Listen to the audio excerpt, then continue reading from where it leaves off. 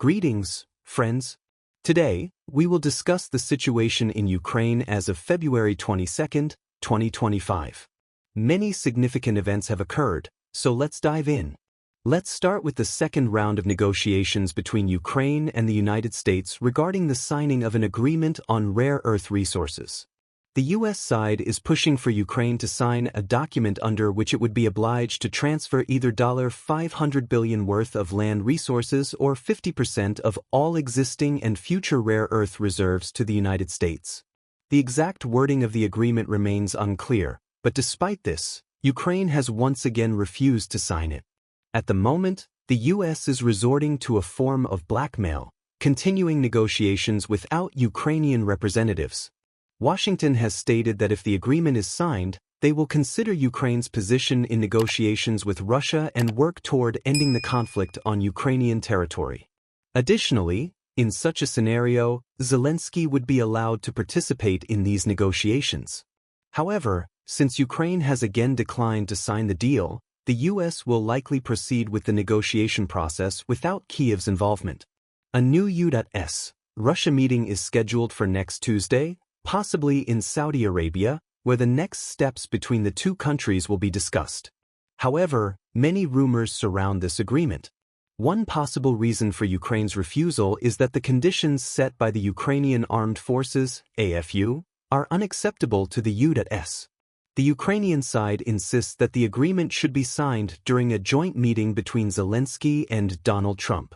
This is a critical issue for Kyiv, as such a signing format would restore Zelensky's legitimacy, at least in the eyes of the American establishment. Without this, he would face significant difficulties defending his position on the international stage. If Zelensky and Trump were to sign the document together, his legitimacy in the U.S. would no longer be questioned. Furthermore, there are reports that the agreement may require the signatures of both Trump and Ruslan Stefanchuk, the Speaker of the Verkhovna Rada. According to the Russian side, based on the Ukrainian constitution, Stefanchuk is technically the only legitimate representative of power in Ukraine. Thus, Ukraine has refused to sign the agreement for the second time, despite many American media outlets claiming that it would be signed today. However, we see that this did not happen. There is a high probability that Zelensky is deliberately stalling the signing process, while the U.S. is trying to speed it up. This could be because tomorrow, February 23, 2025, Germany will hold elections. With uncertainty still prevailing in the Bundestag, the Americans want to secure the agreement with Zelensky before a new German chancellor takes office, thus avoiding negotiations on an EU-wide level. At the moment, the Christian Democratic Union, led by Friedrich Merz, is leading in the German elections. Compared to the current chancellor, Olaf Scholz, many believe that in 6 months, even Russia might view Scholz as one of the most moderate German leaders in recent history. Unlike Scholz, Merz is highly anti-Russian, and today, German media are actively discussing the potential consequences of his rise to power.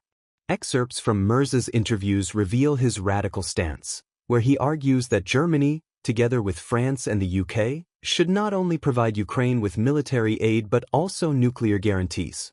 He claims that the EU, led by these 3 countries, must be ready for nuclear war with Russia without fear of consequences.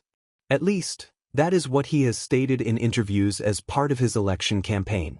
Although Germany does not possess nuclear weapons, Merz has noted that American nuclear bombs are stored on German territory and that Bundeswehr's F-35 fighter jets are capable of deploying them.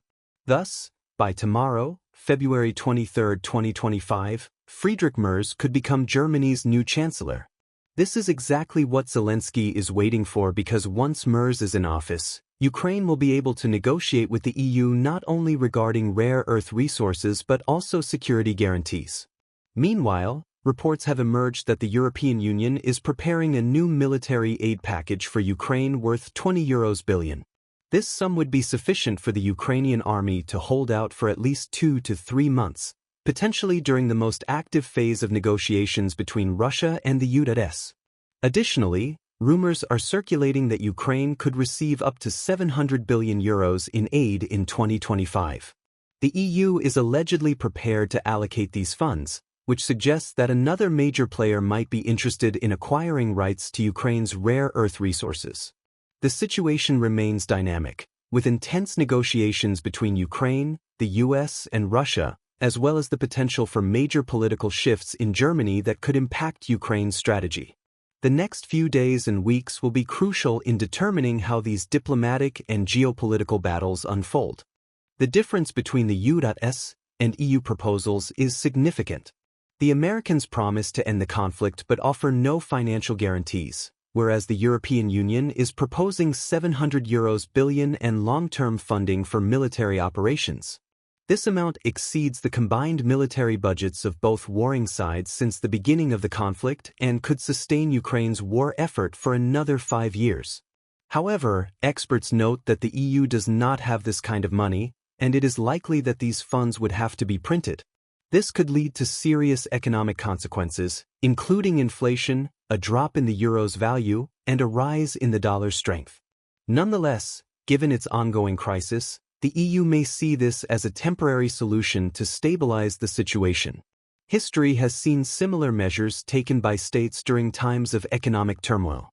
Thus, Zelensky is waiting for the results of the German elections, after which he will begin negotiations with the new chancellor and decide whether to sign an agreement with the US or the EU. However, considering that Zelensky is under the influence of French and British intelligence agencies, there is a high probability that the agreement will favor France, the UK, and Germany. This, in turn, could further prolong the conflict indefinitely.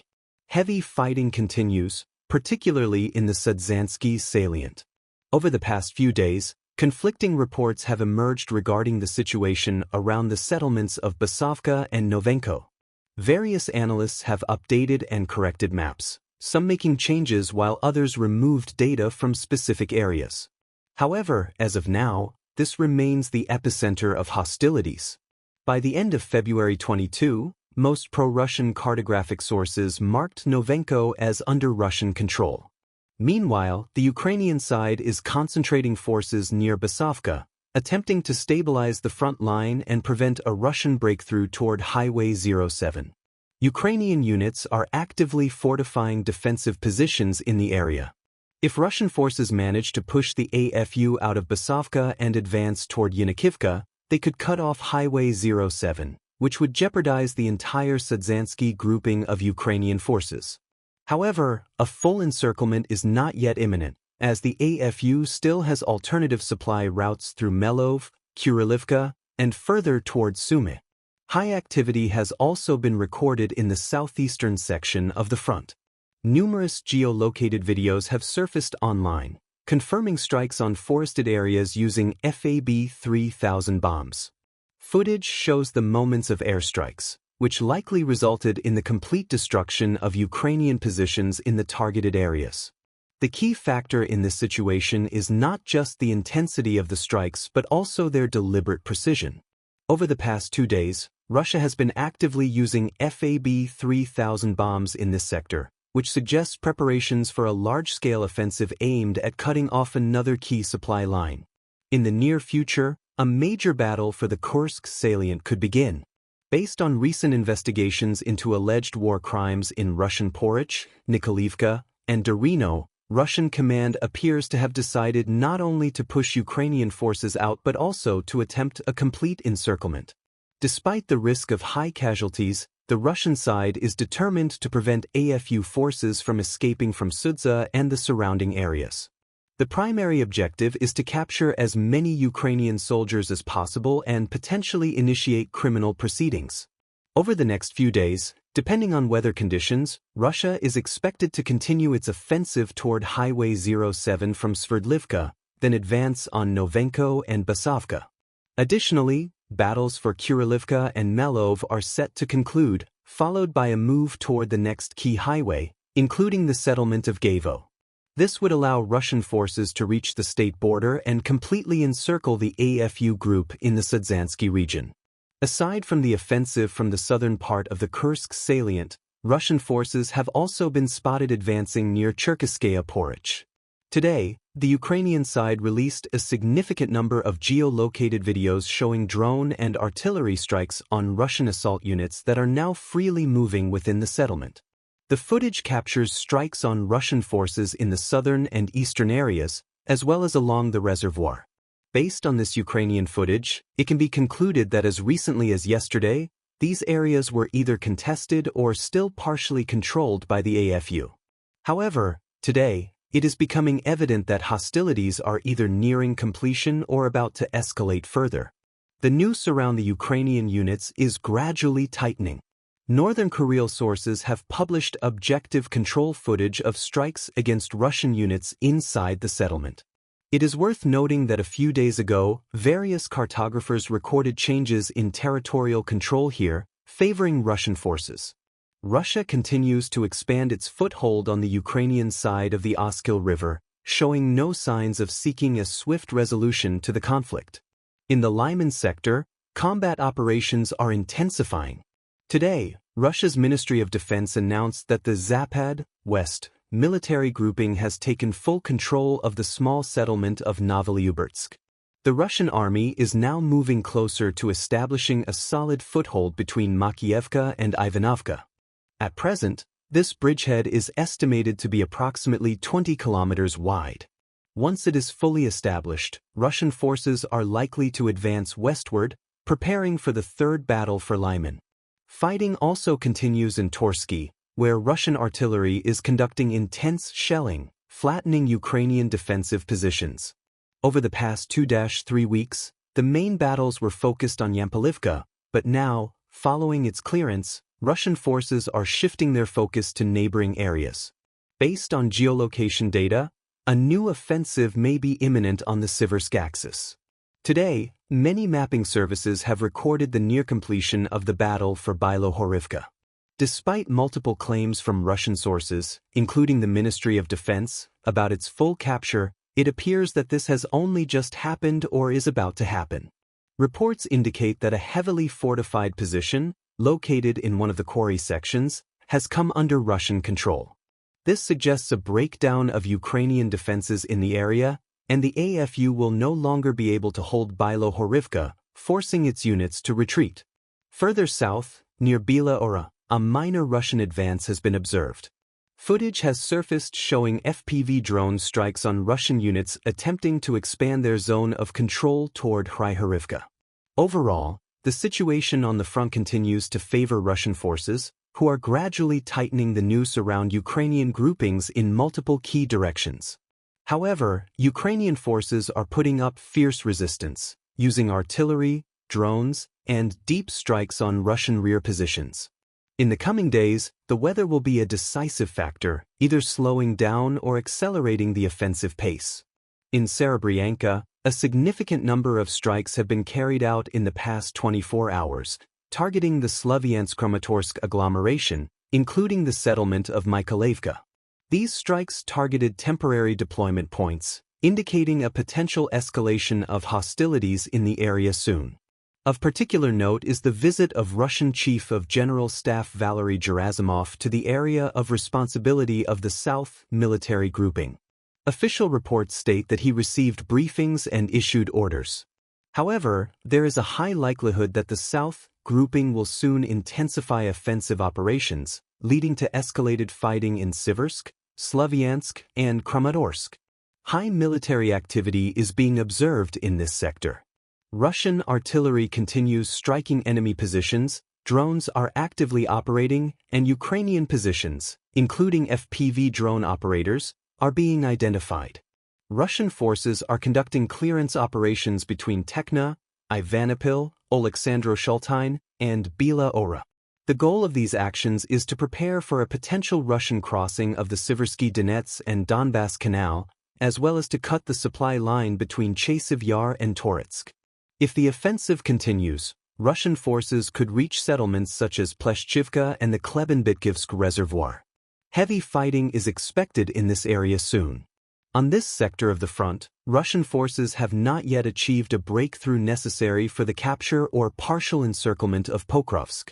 Fighting remains extremely intense. However, Reports suggest that Russian forces have regained control over the village of Lysivka. Some cartographers are marking it as fully cleared of Ukrainian forces based on recent footage.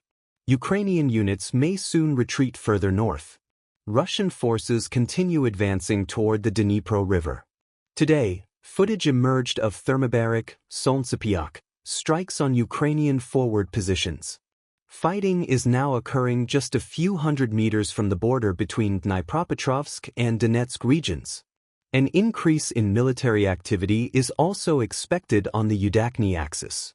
The settlement of Kostiantynivka has reportedly come under full Russian control. Numerous videos have surfaced showing Russian flags being raised. However, the Ukrainian side does not acknowledge the loss of the settlement and continues to classify it as either a gray zone or contested territory. That being said, full consolidation of control is expected overnight between February 22 and 23. Regarding Andrivka, the Ukrainian side has published drone strike footage targeting Russian positions in the western part of the settlement. However, based on objective control data, 99% of the area is already under Russian control. Only small contested pockets remain, but the situation is expected to become clearer soon. Russian forces continue their offensive in this region. The AFU has been unable to stabilize the situation, and over the past 24 hours, the front line has shifted once again. Even pro-Ukrainian cartographers acknowledge Russian advances between Priviln and a key stronghold northwest of Velika Novosilka. According to pro-Russian sources, the entire forest belt south of Berlitsk is now under Russian control. Reports suggest that Russian special forces have entered the village of Skudin. However, full control of this semi-encircled area has not yet been established. There are still scattered AFU groups, either continuing resistance or attempting to escape the potential encirclement. The front line remains highly dynamic. Russian forces continue advancing on multiple axes, including Slavyansk, Kramatorsk, Toretsk, Pokrovsk, and Velika Novosilka. In the coming days, military activity is expected to increase, especially in strategic areas where the Russian armed forces aim to expand their control and encircle Ukrainian forces. Thank you for watching, subscribe to the channel, leave a like, and stay safe.